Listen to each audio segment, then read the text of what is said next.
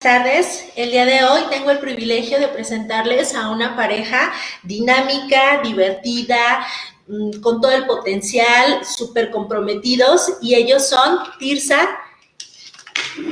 Tapia Zamora con el tema trata de personas y Rubén Mazón Rodríguez. Ellos nos van a platicar sobre este tema súper interesante. Cualquier duda que tengan lo podemos estar compartiendo por el chat y con todo gusto se les van a estar contestando los conferencistas. Bienvenidos, Tirsa, Rubén. Mucho gusto. Buenas tardes. Pues muy buenas tardes desde Canarias, España. Es un placer estar aquí. Muchas gracias por esta invitación. Vamos a compartir un tiempo interesante. Muchas gracias. Adelante. Pues bueno, como bien se nos acaba de presentar, nosotros somos Tirsa y Rubén. Yo soy española y Rubén es brasileño.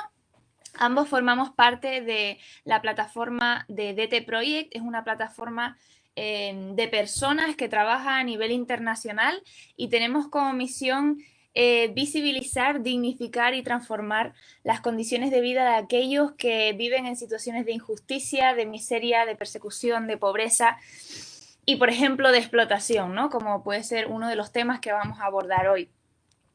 Ambos coordinamos diferentes departamentos dentro de la plataforma, sobre todo de formación, de sensibilización sobre diferentes temas. Trabajamos con diferentes tipos de colectivos vulnerables, desde los refugiados hasta la trata de personas, y utilizamos el arte como herramienta principal para poder transmitir todo eso y dar visibilidad a problemas que están callados la mayor parte de las veces en nuestras sociedades. Así que nuestra mayor misión es poder darle visibilidad a esas situaciones para que juntos, conociéndolos, podamos ser parte del cambio, ¿no? Desde antes de empezar, nos gustaría pedir perdón por si decimos alguna palabra que en el contexto de México sea a lo mejor vulgar y aquí no lo es. De verdad, pedimos perdón. Estamos acostumbrados a esto de que a veces trabajar con distintas culturas, ¿no? Pues nos resulta como difícil a veces en ese sentido, pero bueno, estamos seguros de que vamos a poder dinamizar bien. Así que bueno, vamos a ir allá con, si nos pueden poner la presentación. Y vamos a empezar pues hablando precisamente del tema que se está tratando en esta jornada, ¿no? Hoy es el Día Internacional en la Lucha contra la Violencia de Género, ¿no? Conocemos, o tal vez no, la cantidad de, la amplitud, ¿no? de esta situación a nivel global. Y en todo el mundo las cifras mayores de desigualdad, de discriminación, las inflan las mujeres y las niñas, sobre todo. Y este es un problema al que tenemos que enfrentarnos como sociedad a nivel global, ¿no?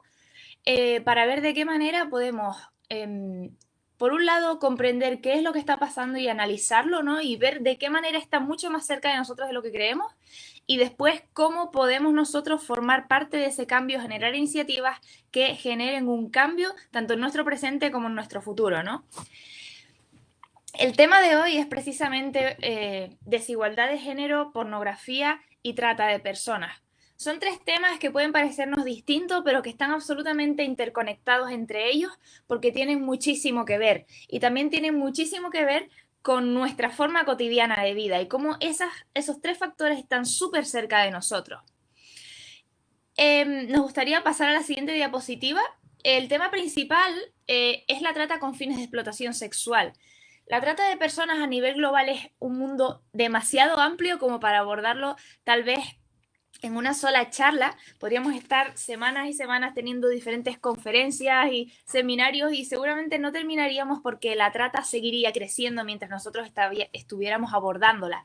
Pero como la trata tiene diferentes fines, por ejemplo, fines de servidumbre doméstica, trabajos forzosos, matrimonios forzados, niños soldados, tráfico de órganos y tantos otros fines, nosotros queremos centrarnos especialmente hoy por el día que es y por lo que estamos tratando en la trata con fines de explotación sexual, que afecta principalmente a las mujeres y a las niñas alrededor del mundo y que además es el fin más utilizado en la trata de personas.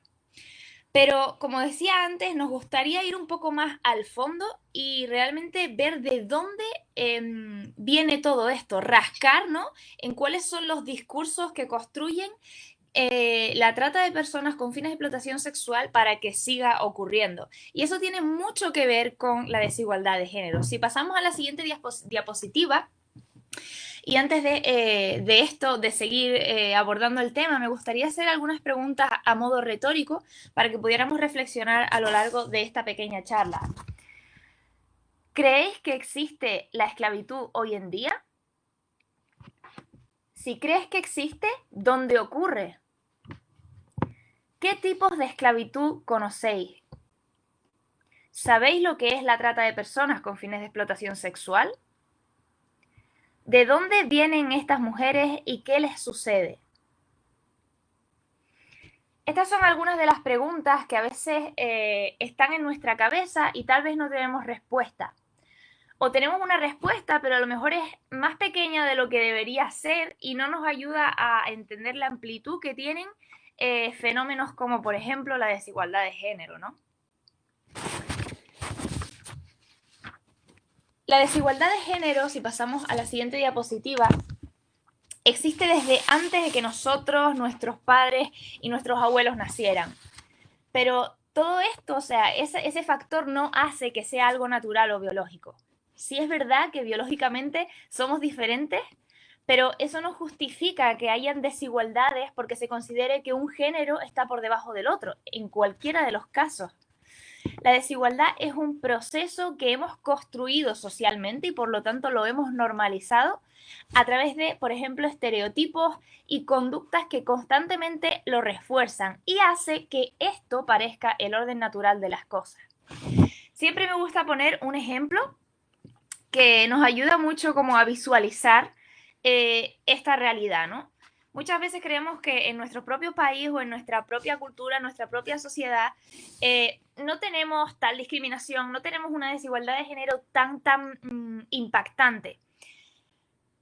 Pero este ejemplo que siempre pongo tiene que ver con trasladarnos a India por un momento, que es uno de esos ejemplos perfectos en los que todos pensamos, bueno, analizamos, ¿no? Una cultura de castas, una cultura en la que la mujer no vale absolutamente nada, en la que todavía existe la lapidación, en la que a la mujer muchas veces se le entierra junto a su marido cuando muere porque se entiende que esa mujer ya no tiene absolutamente ningún valor.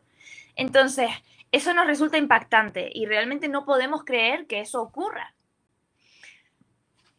Pero cuando volvemos a nuestras sociedades, vamos a poner el ejemplo de España, ya que nosotros estamos hablando hoy desde España y es el terreno que más conocemos.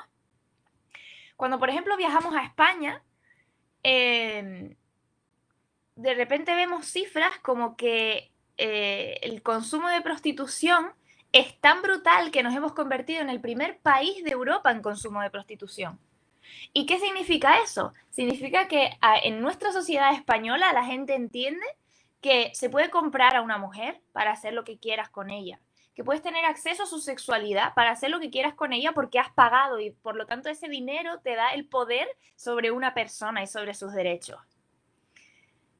Sin hablar, evidentemente, de las cifras brutales que tenemos de muertes por maltrato machista, etcétera, etcétera. Entonces, me gusta poner este ejemplo porque nos ayuda a tener como un impacto distinto y a volver a mirar nuestra sociedad con unos ojos un poco más limpios, con unas gafas diferentes, ¿no?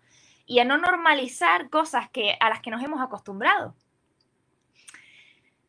Si pasamos de diapositiva, esta desigualdad de género que vemos acentuadas en el sexo por la concepción de las mujeres como objetos y no como sujetos, que es todo lo que estaba hablando ahora, ¿no? Eso que nos permite que, pues, pagar, por ejemplo, por una mujer sea algo normal, pues se convierte a las mujeres como bienes de consumo, ¿no? En especial para los hombres. Y todo esto alcanza su máxima expresión en el ejercicio de la prostitución o en la pornografía, porque son actividades en las que, desde nuestra perspectiva, existe esta cosificación de las mujeres. Ellas se empiezan a ver como objetos, ¿no? E incluso como mercancía. Es una mercantilización de los cuerpos que hace posible que existan sistemas como la trata de personas alrededor del mundo. Y todo esto que estamos abordando nos lleva a preguntarnos de qué manera construimos nuestra sexualidad. Y tiene que ver esto con muchos factores distintos. Aquí hay solamente algunos que vamos a tratar, pero que son súper importantes. Por un lado tiene que ver con nuestros referentes. ¿Quiénes son nuestros referentes? No solamente individuos, sino movimientos o fenómenos que potencian que sigamos de repente una fuente concreta de comportamientos. Puede ser a través de la música, puede ser a través de movimientos urbanos, de diferentes artistas o personajes reconocidos. Todo esto también tiene que ver con los medios de comunicación, es decir, antes, por ejemplo, veíamos tal vez anuncios que nos resultaban súper chocantes, escenas en películas, series, y que a día de hoy hemos adoptado como normales. Todo esto que hemos hablado se lleva ahora a las conversaciones, a nuestras conversaciones, está en el lenguaje popular de la gente y hasta en nuestra propia educación, ¿no? Y es aquí donde entra un factor que es fundamental en todo este tema que estamos tratando y especialmente, aparte de la trata de personas con fines de explotación sexual, en nuestra concepción sobre la igualdad, que tiene que ver con la pornografía. Bueno, hablemos un poco de pornografía entonces. Me gustaría empezar mostrando y hablando un poco de algunos datos acerca de la pornografía para que tengamos una idea global de lo grande que es este mundo, de lo grande que es todo eso. Si puedes cambiar la presentación, la siguiente, por favor. Gracias. Si leen conmigo, aproximadamente 30% del contenido de Internet se estima que es pornografía. Y de toda esa pornografía, una de cada 5 imágenes es de un niño. Cerca del 90% de las escenas, de pornografía en este caso, contienen algún tipo de agresión, sea física o verbal, ¿vale? También existe un incremento de riesgo en menores expuestos a la pornografía, lo explico. Cuando un menor es expuesto y constantemente está viendo pornografía, luego tiene cierta tendencia a tener relaciones de riesgo, a probar otro tipo de cosas para llegar a esa relación. Y más del 60% de las víctimas de trata fueron atraídas o vendidas a través de la web. Es el método más utilizado. Pasa a la siguiente, por favor. Para que tengan una idea también, este dato es solo de una página web. No es de toda la pornografía de Internet, sino de una página web, la más popular del mundo. Ellos sacan un informe anual indicando datos acerca de las visualizaciones, de las visitas que tienen. Y ellos decían que en 2019 recibieron más de 42 mil millones de visitas. 42 mil millones de visitas solo en un año, solo esta página web. Esos son 115 millones de visitas al día. Tengo algunos otros datos que sacaron ellos también, que decían que tienen 219.985 mil visualizaciones por minuto, 80 y 32 mil visitas por minuto también, y 11.082 horas vistas, sumando todo el mundo cada minuto. Todas las personas que están viendo suman un total de 11.082 horas. Y claro, todo esto se está haciendo más común en nuestra sociedad, se vuelve más normalizado, digamos, ya el acceso es muy fácil. Entonces, si pasa a la siguiente, por favor, veremos que eso afecta a nuestro cerebro, claro, afecta a la forma de que vemos el mundo, la forma de que percibimos las cosas. La pornografía hace que todo cambie. Antes se hablaba de que un niño empezaba a tener exposición a la pornografía, que era expuesto a la pornografía a partir de los 12 años. Hoy ya se dice que a los 8 años ya han visto pornografía. Claro, ahora tenemos los smartphones, los móviles, internet. Es muy fácil acceder a todo ese tipo de información. Entonces eso acaba afectando psicológicamente al consumidor. Quiero darles algunos datos también acerca de esos efectos psicológicos que puede tener la pornografía en la persona que la consume, que son deseos de tipos más explícitos o violentos de pornografía. Como cualquier droga, como cualquier adicción, la pornografía también lo genera, y lo que quieres siempre es algo más, quieres algo diferente, algo más violento, algo más fuerte, para que sí, te siga estimulando. También aumenta el deseo de actividades sexuales ilegales de riesgo que impliquen abuso. Puede generar una adicción al sexo y una conducta sexual compulsiva. disminuye sensiblemente la satisfacción del individuo, o sea, de la persona que consume la pornografía, porque desarrolla una percepción deformada de la apariencia física y de la actividad sexual. Lo explico.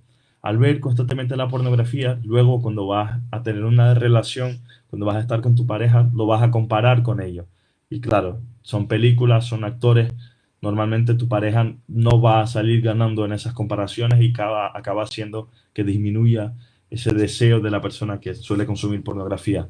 También puede crear un miedo a intimidad, incapacidad de relacionarse con el sexo opuesto de modo honesto e íntimo. Pasa a la siguiente, por favor. Porque acaba afectando a las relaciones también.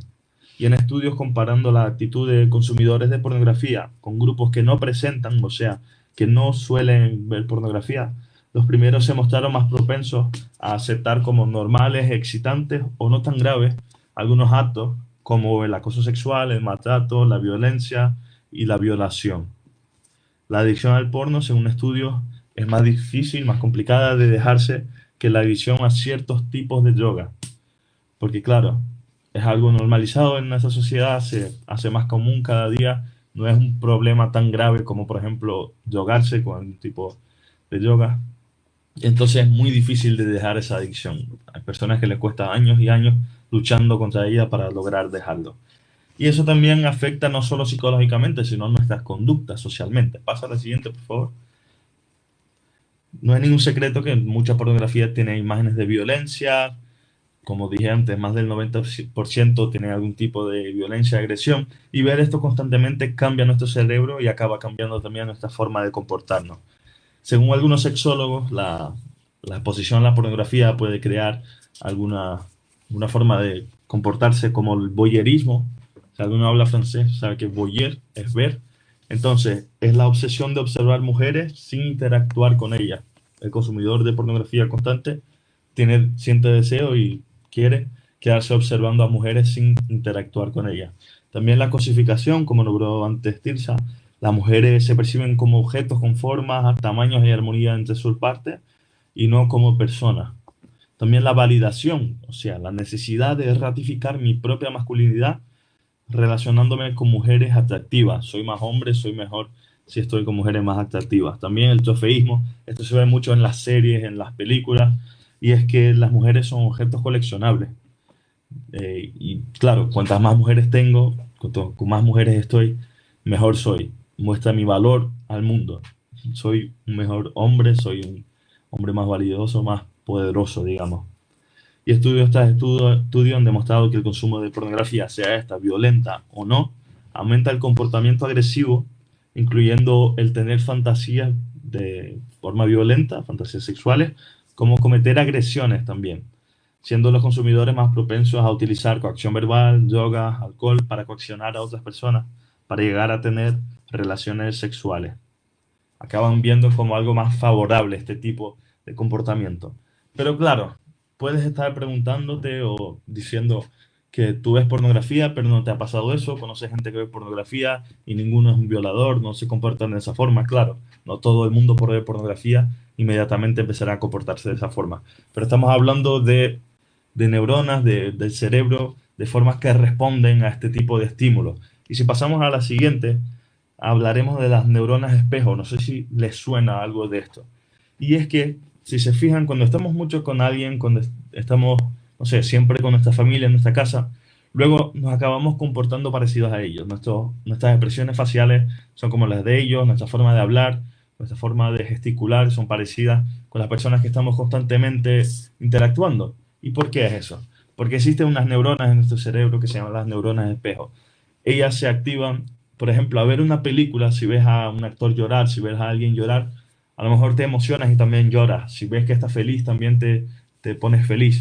Y es eso, son neuronas que nos permiten empatizar y transformar eso, lo que vemos, en un comportamiento en nosotros también. Entonces, si ves muchas imágenes de gente bostezando o ves a alguien bostezar, también bosteza. Las películas hacen que reaccionen de esta forma. Entonces, si ves constantemente pornografía, ves que, como dije, más del 90% de las escenas tienen violencia, ves la forma de comportarse, ven el tipo de cuerpo, acabas intentando, aunque sea inconscientemente, comportarte de la misma manera. Acabas transformando tu forma de ver el sexo en una forma violenta a repetir lo que viste en pantalla porque tu cerebro automáticamente lo guarda y lo asimila con eso. Y claro, queremos hablar también de trata de personas y queremos hablar de cómo se relaciona la pornografía con la trata de personas. Así que Tirsa va a explicar un poco más cómo se comporta, cómo es este mundo de la trata. Según el Protocolo de Palermo, que es el protocolo para prevenir, reprimir y sancionar la trata de personas de las Naciones Unidas, la trata tiene que ver con 3 factores fundamentales que son los que están viendo en pantalla. Por un lado tenemos los actos, por otro lado los medios y por otro lado los fines. Los actos tienen que ver con la captación, el transporte, el traslado de una persona a través del uso de los medios que tienen que ver con el uso de la fuerza, el abuso de una situación de vulnerabilidad, la coacción, el engaño, para siempre llegar al mismo fin que es la explotación. Pero, ¿cómo podemos entender la trata de personas si estamos hablando de un delito que solamente está por detrás del negocio de las armas y de las drogas? ¿Cómo puede ser que estemos hablando de un delito que viola todos los derechos fundamentales de una persona? ¿Qué es lo que realmente está pasando actualmente en el mundo con la trata de personas? Si pasamos a la siguiente, vamos a ver una cifra impactante que nos habla de más de 47 millones de personas que a día de hoy son víctimas de la esclavitud moderna, que es como conocemos a la trata de personas. 47 millones de personas es la cifra más alta en toda la historia de nuestra humanidad en esclavitud. Es probable que esto nos resulte extraño porque estamos seguros que cansados de ver películas y películas sobre esclavitud de africanos que viajaban a las diferentes colonias para ser explotados. Pero actualmente tenemos una cifra muchísimo mayor que esa que se vivía entonces. Y como decía, aunque alrededor del mundo tenemos diferentes tipos de trata que tienen que ver con explotación laboral, etcétera, etcétera, la trata de personas con fines de explotación sexual solamente está detrás del negocio de las armas y de las drogas y es una de las actividades delictivas que más dinero mueve en todo el mundo. Una cosa que siempre nos gusta recordar es que detrás de cada una de esas cifras estamos hablando de personas como tú y como yo que tienen sus derechos desde que nacieron para poder ser libres, para poder escoger y decidir la vida que quieren tener.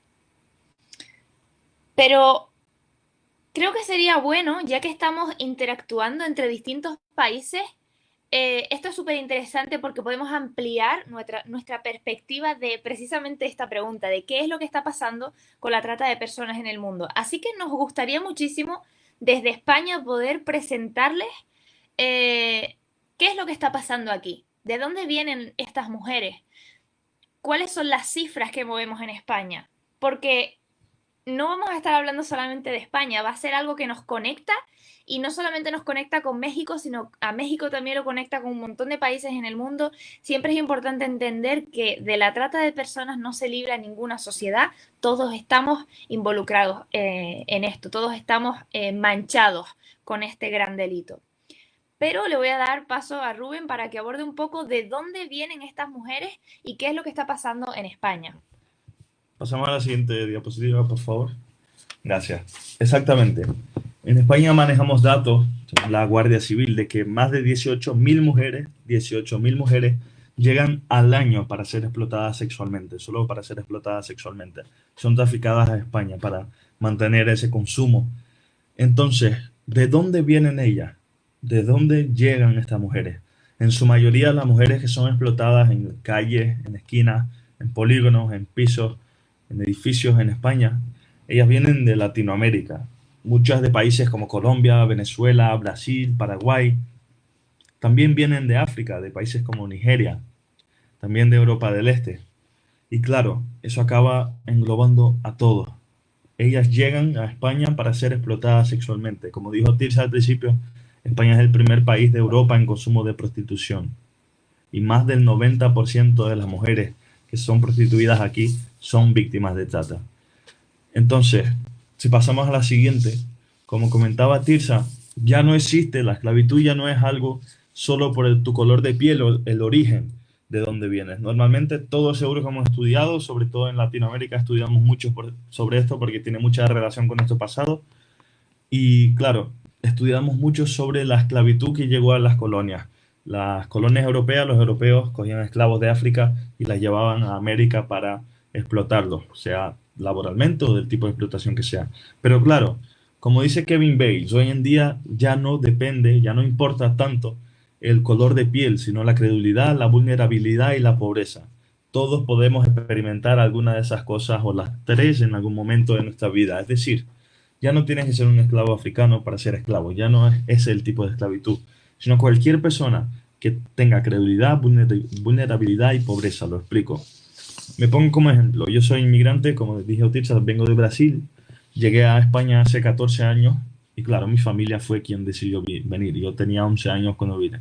Imagínense que mi madre es la que decide venir a España, por ejemplo, porque quiere darle un futuro mejor a sus hijos, porque quiere cumplir algún sueño de venir a Europa, quiere ayudar a su familia con un empleo mejor, sea la idea que sea, lo que te venga a la cabeza, imagínalo.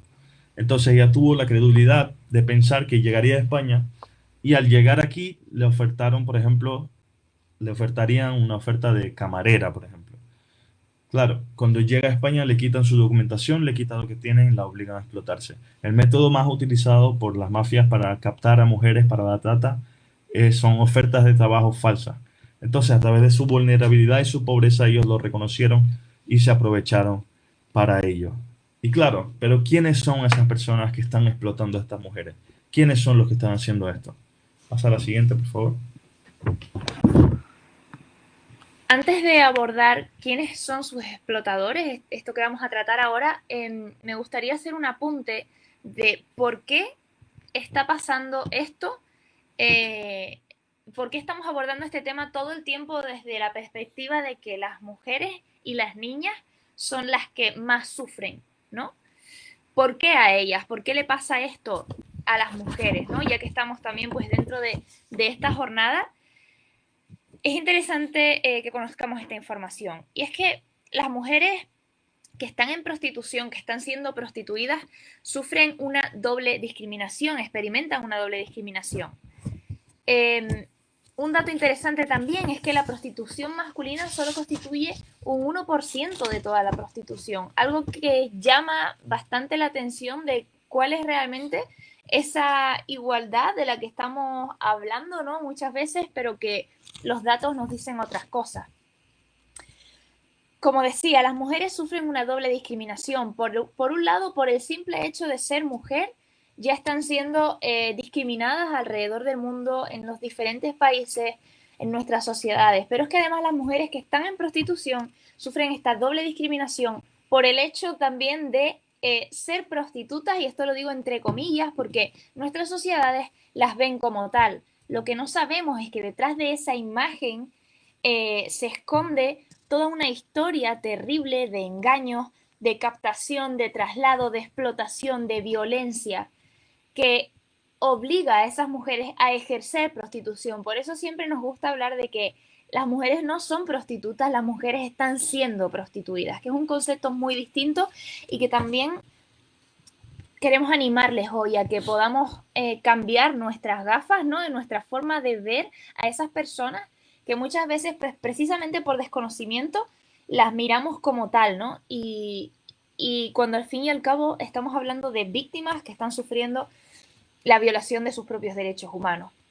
Pero entonces, ¿quiénes son sus explotadores? ¿Cómo sucede todo esto?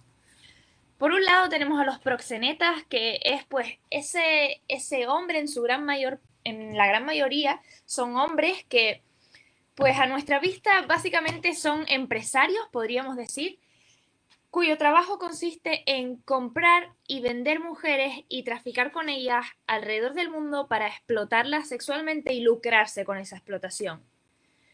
En un 98% los proxenetas nunca reciben condena. Esto también es algo que nos deja ver mucho la cantidad de violencia y fuerza que se ejerce sobre las mujeres para que ninguna se atreva ninguna es una palabra muy grande, pero para que en su gran mayoría nadie se atreva a denunciar por toda la red de contactos que estas mafias tienen de control sobre las mujeres, sobre sus familias, sobre sus entornos. Pero es muy importante que entendamos que la trata es una cadena llena de gente que explota. No tiene solamente que ver con los proxenetas, porque tal vez se nos quedaría un poco corto esta gran cifra de la que hablábamos antes, de más de 47 millones de personas. La trata es una cadena llena de gente que tiene que ver con, por ejemplo, taxistas que trasladan a las mujeres desde los aeropuertos hasta los burdeles donde van a ser explotadas, los clubs, los diferentes lugares. Muchas veces no saben qué es lo que está pasando, pero están formando parte de esto, de que esto ocurra. Otras veces conocen lo que está pasando y aún así forman parte. Entonces, aquí vemos dos factores interesantes que tienen que ver con la desinformación, por un lado, y por otro lado, con aquellas personas que son conscientes, pero que aún así siguen formando parte de, ¿no? Por ejemplo, otro ejemplo pueden ser los médicos que se dirigen a estos burdeles, a estos clubs, a hacerles exámenes médicos a las mujeres, conocen la situación, conocen qué es lo que está pasando, pero aún así no hacen nada para cambiarlo. Luego, por supuesto, tenemos a aquellos que deciden pagar por sexo, que en su mayoría también son hombres. Es el colectivo que acude constantemente a ir al sexo de pago. En España, en su mayoría, son hombres entre 18 y 65 años, que, como decía, creen que el sexo de una mujer es como un servicio más por el que tienen derecho a pagar. Cosa que nosotros precisamente estamos aquí porque no creemos que eso sea así, porque creemos en los derechos fundamentales de las personas, creemos que esto va en contra, evidentemente, de los derechos humanos. Entonces tenemos a aquellos que pagan por sexo, que generan esa demanda para que la oferta tenga que estar todo el tiempo creciendo. Luego hablaremos de algunas cifras de España, de qué es lo que está pasando para que hagan más visual esta realidad. Por otro lado, tenemos a todas aquellas personas de la sociedad que sabemos que la trata es una realidad y no hacemos nada para cambiarla, como dice en esa frase. Es verdad que tal vez no explotamos directamente, pero con nuestras acciones y nuestros hábitos dejamos que esto siga sucediendo. Y tiene que ver con las acciones y hábitos que hacemos, incluso también con las que no hacemos. Pero, como decía ahora, ¿cómo puede ser que algo como esto, que tiene que ver con la captación, con todos estos factores que hemos abordado, qué es lo que está pasando, por ejemplo, en España? ¿Cuáles son las cifras de, como decíamos antes, como decía Rubén, las mujeres que vienen en su mayoría a España, la mayor parte de ellas provienen de Latinoamérica? Muchas veces también tiene que ver con el idioma, con esa facilidad que se provee aquí para los clientes y estas mujeres que están siendo prostituidas, ¿no? Así que, ¿qué está pasando con la trata como negocio en España? Si pasamos a la siguiente diapositiva. Se estima que cada día, escuchen bien, cada día en España, por el ejercicio de la prostitución, se genera entre 5 a 10 millones de euros. No cada semana, no cada mes, no cada año, cada día. Se estima que se está generando entre 5 a 10 millones de euros. Analizando los datos, pensándolo, llevándolo a algo más general, eso es más de lo que las familias gastan en España, por ejemplo, en la compra de verduras. Se gasta más dinero en el ejercicio de la prostitución que por ese tipo de compras que parecen tan fundamentales y tan básicas. También se estima, según datos de la organización A21, que cada 30 segundos una persona se convierte en víctima de trata en todo el mundo. Y hay centenas de miles de mujeres que son explotadas en las calles de España. Entonces, esto es muy grande, esto es algo gigante. Entonces, ¿qué es lo que podamos hacer? Porque, claro, es algo muy común en nuestra sociedad, es algo que está muy presente y a pesar de ello existen mentiras y existen cosas que creemos que son verdades que realmente no lo son. Como por ejemplo, no sé si alguna vez ustedes lo han escuchado, de que hay gente que dice que la prostitución es el trabajo más antiguo del mundo, es un oficio, el oficio más antiguo del mundo. Como dato personal, como una historia. Hicimos aquí una marcha en una de las ciudades de Tenerife en contra de la trata y de la prostitución y para ayudar a este tipo de mujeres, darle visibilidad. Y mientras la hacíamos me abordó un hombre, me paró y me preguntó qué era eso, qué era lo que estábamos haciendo. Yo le dije que era una marcha en contra de la trata, en contra de la prostitución, por lo que estaba pasando, le dije algunos datos y su respuesta fue que no servía de nada que estuviéramos haciendo eso porque la prostitución nunca dejará de existirse porque es el trabajo más antiguo del mundo. Pero no podemos considerar trabajo algo que vulnera todos los derechos fundamentales de una persona. Si vamos a nuestras constituciones, si vamos a nuestras leyes, cada país tiene la suya y seguramente se recoge esto, que los derechos fundamentales son inquebrantables y la trata rompe todos ellos, que son derechos como la movilidad, derecho a la vida, derecho a no ser, a que no te peguen, derecho a que no sufras violencia, esos derechos tan básicos que son incumplidos en este mundo. Otro de esos mitos que muchas veces estamos acostumbrados a escuchar y que nos ayudan a normalizar que estas cosas sigan sucediendo es que la prostitución da mucho dinero a las mujeres, ¿no? Como decíamos antes, en España, más del 90% de las mujeres que ejercen prostitución lo hacen en contra de su voluntad, es decir, son víctimas de trata que han sido captadas, que han sido traficadas y que están siendo explotadas en nuestros países. Entonces, es curioso que pensemos esto, ¿no? Porque en España, por ejemplo, un proxeneta gana 1.100 euros cada año por cada mujer prostituida. 1.100 euros al año por cada mujer prostituida. Perdón, sí, 110.000 euros al año. Hablando en euros, eso es mucho, mucho, mucho dinero. Es por cada mujer prostituida. Si la prostitución realmente fuera tan lucrativa para las mujeres prostituidas, ¿cómo es posible que ninguna tenga ningún tipo de bien material? No tengan ni coche, ni casa, ni ahorros, nada. Pero como decíamos antes, nosotros creemos que nadie tiene el derecho a comprar el acceso a tu cuerpo ni a tu sexualidad y que los seres humanos de por sí no tienen precio. Por otro lado, otras de esas mentiras que estamos acostumbrados a escuchar es que la demanda nunca va a desaparecer. Y es probable que este hombre que habló con Rubén en la calle cuando hicimos esa marcha tal vez fuera uno de esos clientes, ¿no? Que con una normalidad enorme accede a servicios sexuales, pues porque esto es algo súper normal en nuestras sociedades y que legitimamos todo el tiempo. Pero nosotros creemos que esta forma de pensar, que esta idea de la demanda nunca va a desaparecer, ¿por qué vamos a actuar si esto nunca va a cambiar?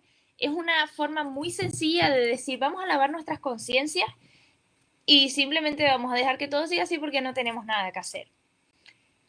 Por otro lado, creemos que esto es una visión muy triste sobre los hombres, ¿no? Si aceptamos esta asunción de que significaría que los hombres estarían solo regidos por unas necesidades sexuales irrefrenables y no por sus cerebros. Y nosotros no creemos esto. De hecho, creemos en hombres y mujeres que de forma igualitaria se levanten y puedan precisamente luchar en contra de situaciones como esta, ¿no? Que podamos ver ejemplos en igualdad, en el dejar el consumo de pornografía, en el dejar el consumo de prostitución, etcétera, etcétera. Como decíamos antes, no queremos solamente mostrar esta realidad, sino también poder ofrecer algunas herramientas que nos ayuden a formar parte del cambio. Y queremos contarles algunas. Si pasamos a la siguiente diapositiva, una de mis favoritas es esta primera que pone cuéntaselo a otros. Hace algunos siglos, un hombre llamado William Wilberforce en Inglaterra, en el Imperio Británico, abolió toda la esclavitud. Una esclavitud que sustentaba literalmente la economía de todo el imperio. ¿Cómo fue eso posible? Yo a día de hoy la verdad me lo sigo preguntando, me parece absolutamente admirable. Pero lo más increíble es que William Wilberforce consiguió hacer esto sin redes sociales. O sea, ustedes imagínense las herramientas que nosotros a día de hoy tenemos a mano para poder generar ese cambio, para poder llevar esta información a todos nuestros entornos, cada uno allí donde estamos, que se propague.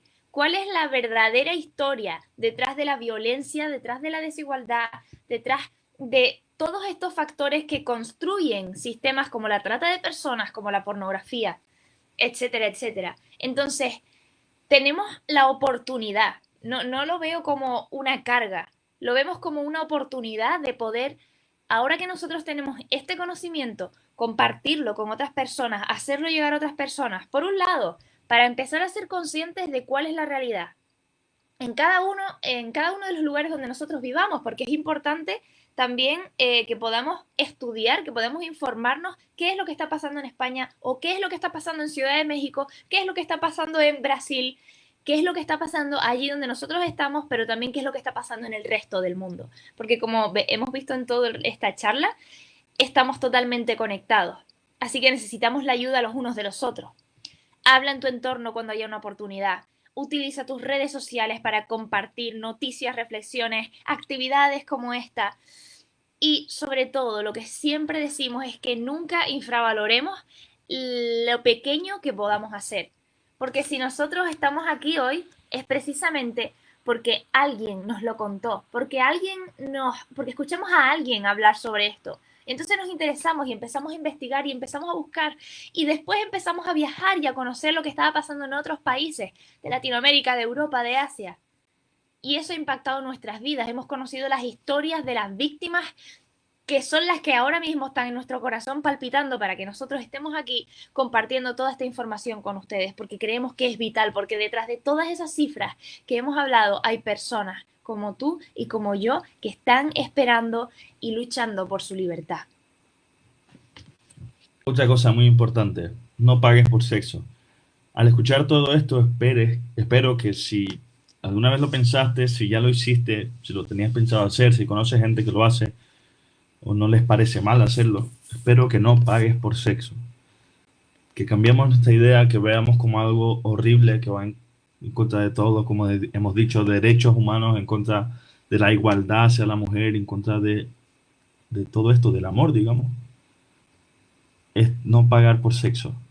Porque claro, también aparte de esto, hemos hablado mucho de la prostitución y también hemos nombrado la pornografía.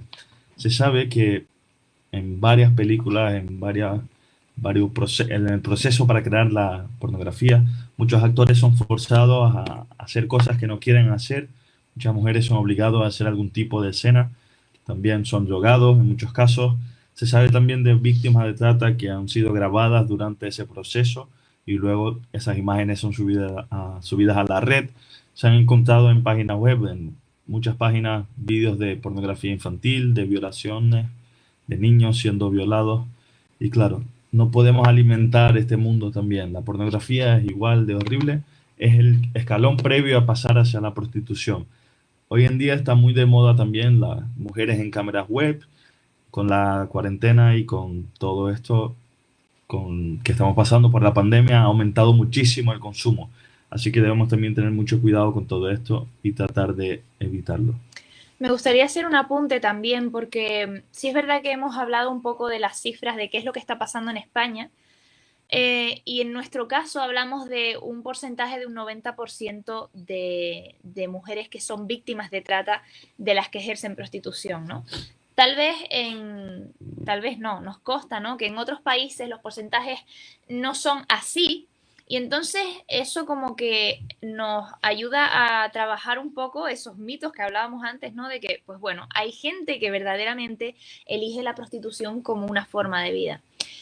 Y por eso queríamos hacer este apunte, porque esos porcentajes de los que no se habla como víctimas de trata, sino que se habla como que han escogido la prostitución de una forma libre, están ahí porque quieren, es muy importante que entendamos de verdad que nadie elige la prostitución libremente. Y cuando hablamos de libremente, no solamente hablamos en el sentido de que una persona, una mujer pueda decir, pues voy a empezar a ejercer prostitución, ok, a esa decisión nos referimos.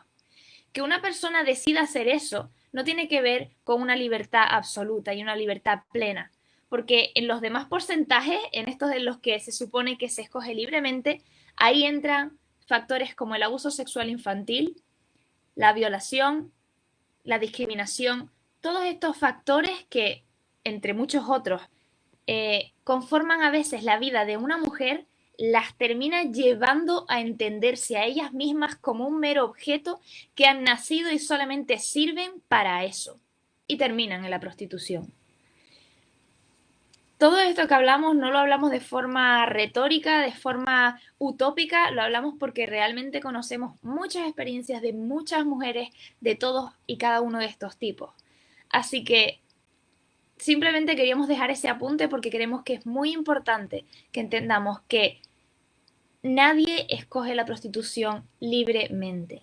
Hay muchísimos factores que están a nuestro alrededor y que precisamente como se está hablando en estas jornadas contra la violencia hacia la mujer, tienen que ver con la forma en la que construimos nuestra sociedad, nuestra forma de ver a las personas y de lidiar con los derechos humanos. Otra cosa que podemos hacer para tratar de cambiar algo, de ayudar en lo que podamos, es hacer voluntariado. Existen muchas organizaciones que están luchando contra todo esto. Y en lo que podamos, usemos nuestras manos y tratemos de darle visibilidad, de ayudar en lo que podamos. También económicamente, si podamos hacerlo, todas las organizaciones necesitamos también de ayuda. Y claro, pasamos a la siguiente, por favor. Como decía Tirsa, esta información, estamos trabajando ahora en un proyecto junto con otra organización, aparte de este proyecto, que es Diaconía y Desactiva la Trata, que es un movimiento. Así que les pedimos que nos sigan en las redes sociales para, claro, como decía Tirsa, también en la parte de compartir, podamos llegar al máximo de personas posible que puedan conocer la información para que las personas y ustedes, nosotros podamos estar viendo la información en primera mano, digamos. Nosotros siempre ponemos noticias, ponemos información acerca de la trata y todos estos temas. Y claro, es una forma muy buena de ayudarnos, muy fácil, solo tienes que coger tu móvil. Tenemos Instagram, Twitter, Facebook, YouTube. Búscanos @ttproject_oficial. De ahí nos encontrarás, solo será seguirnos y eso, mantenernos en contacto y manteniendo informados a todos sobre este tema. También les animamos, si están viendo esta charla y todavía no han seguido a la página de Supergirls, que puedan seguirles también porque es una forma de estar en constante conocimiento de nuevas actividades que puedan hacer en tu ciudad y que tú puedas estar al tanto para poder participar, para poder apoyar. Como decíamos antes, todas las entidades que trabajamos en este tema necesitamos muchísimo apoyo, así que en tu zona local busca a alguien que esté trabajando con eso y si no es en tu zona local busca a alguien en tu país, como por ejemplo el gran trabajo que se está haciendo desde Supergirls. Así que de verdad les animamos a que puedan utilizar, que este es el objetivo, sus redes sociales y las de todos los demás para difundir información. Juntos podemos llegar mucho más lejos. Y nos gustaría terminar con dos cositas. La siguiente diapositiva tenemos una frase de Eduardo Galeano que dice: mucha gente pequeña en lugares pequeños, haciendo cosas pequeñas, puede lograr grandes cambios. Creo que es precisamente lo que estábamos hablando ahora mismo, ¿no? Nuestro gran reto es que una persona de la que está escuchando esta charla hoy tome una decisión y decida convertirse en un agente de cambio allí donde está. Y hacer algo. No tiene que cambiar el mundo de la forma en la que muchas veces vemos esa idea de cambiar el mundo, ¿no? Como en las películas. Pero una vez escuché a alguien decir que si cambias el mundo de una persona, ya estás cambiando el mundo. Así que cada uno de nosotros, en nuestros lugares, podamos hacer pequeñas cosas que generen grandes cambios. Para ir terminando, nos gustaría contar una experiencia personal acerca de esto. Pasa a la siguiente, por favor, diapositiva. Esta foto la hicimos nosotros el año pasado, en noviembre, hace un año exactamente. Fuimos a Holanda. Tengo familia allí, fui a visitar a una prima y, claro, aprovechamos además para hacer turismo, para conocer un poco la situación. Fuimos a Ámsterdam, la capital de Holanda. Esta foto es en Ámsterdam. Yo me quedé completamente enamorado de los canales, de la arquitectura, los árboles, las ciudades. Es muy, muy, muy bonito. Pero nosotros, conociendo este mundo, sabíamos también que viven una realidad muy triste, que es que hay distritos rojos, que hay barrios rojos. O sea, calles y calles que son destinados completamente a la prostitución. Cuando vas a la ciudad, pasa a la siguiente, por favor. Cuando vas a la ciudad, cuando caminas por allí, ves los artículos, por ejemplo, de turismo que suelen comprar, imanes de nevera, por ejemplo, como los que ven. Y al lado de flores, al lado de edificios, puedes encontrar algunos como este que dice los chicos buenos van al paraíso y los malos van a Ámsterdam. Se vende como algo de turismo, como algo súper común y de parte del ocio de la ciudad el acudir a estos barrios rojos. En la siguiente foto que veremos, eh, vemos cómo era por la noche estas zonas. Son calles y calles con centenas, miles de lugares de mujeres siendo expuestas allí para que cualquiera que quiera, un turista, un joven, había miles de jóvenes por allí bebiendo, disfrutando y sintiendo como que parte de su ocio, de su disfrute, es acudir a consumir a una mujer y darle algunos euros para hacer lo que él quiera con ella durante un tiempo. Vimos personas españolas también que estaban por allí y escenas muy tristes, muy duras. La siguiente diapositiva, por ejemplo, es la imagen de dónde son expuestas las mujeres. No se pueden hacer, hay carteles indicando que no se pueden hacer fotos a donde haya mujeres. Pudimos hacer esta porque estaba vacía, como ven. Son expositores completamente como de una tienda, como si fuera un maniquí.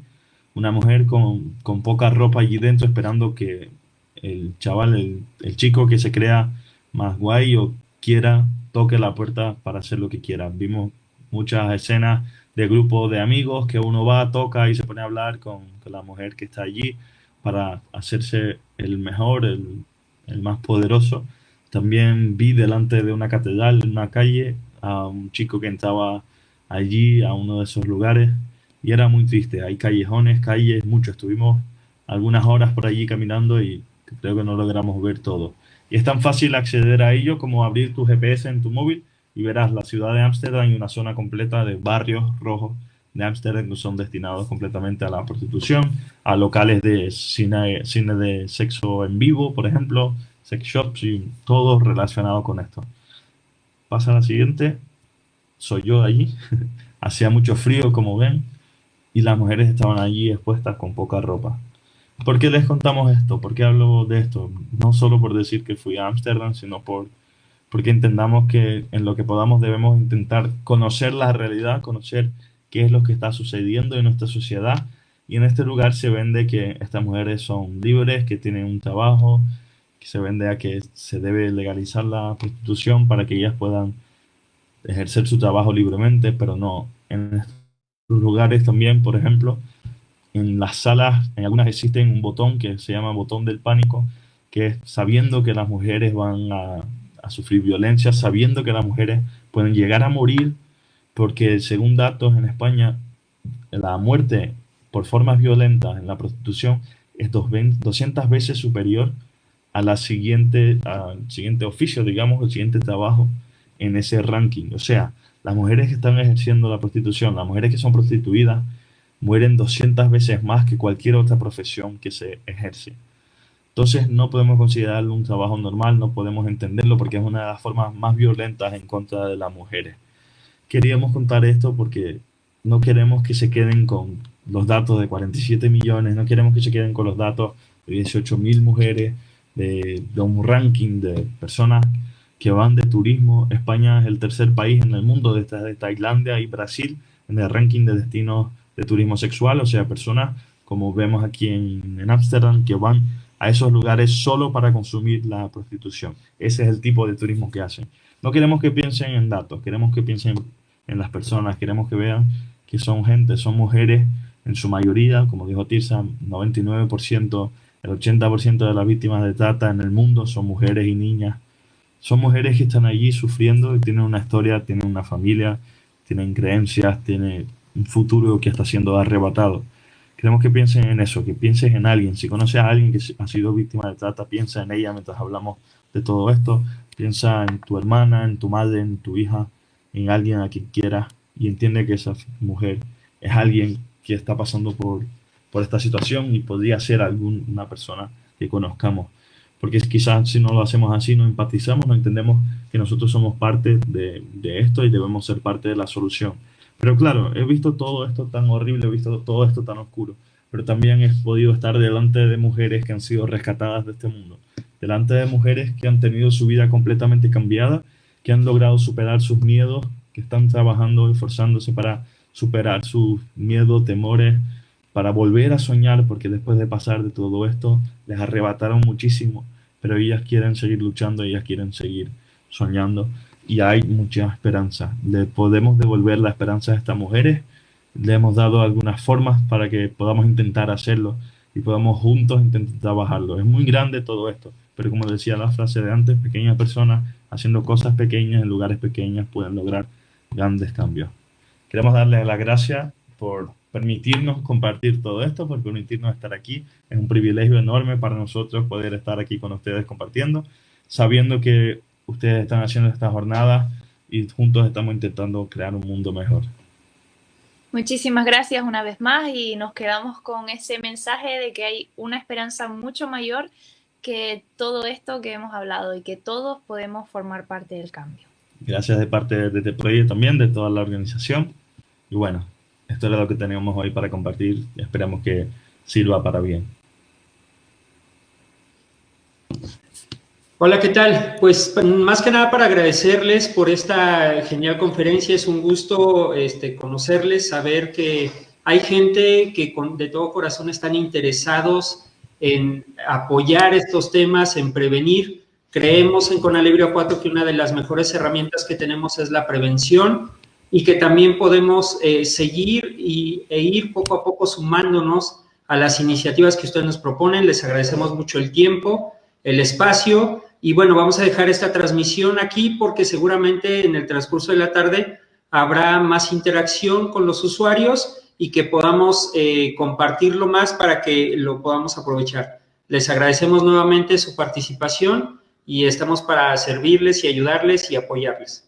Pues nada, muchísimas gracias por darnos este espacio para poder también pues juntos trabajar con todo esto. Una vez más, es un placer y quedamos a disposición de cualquier cosa.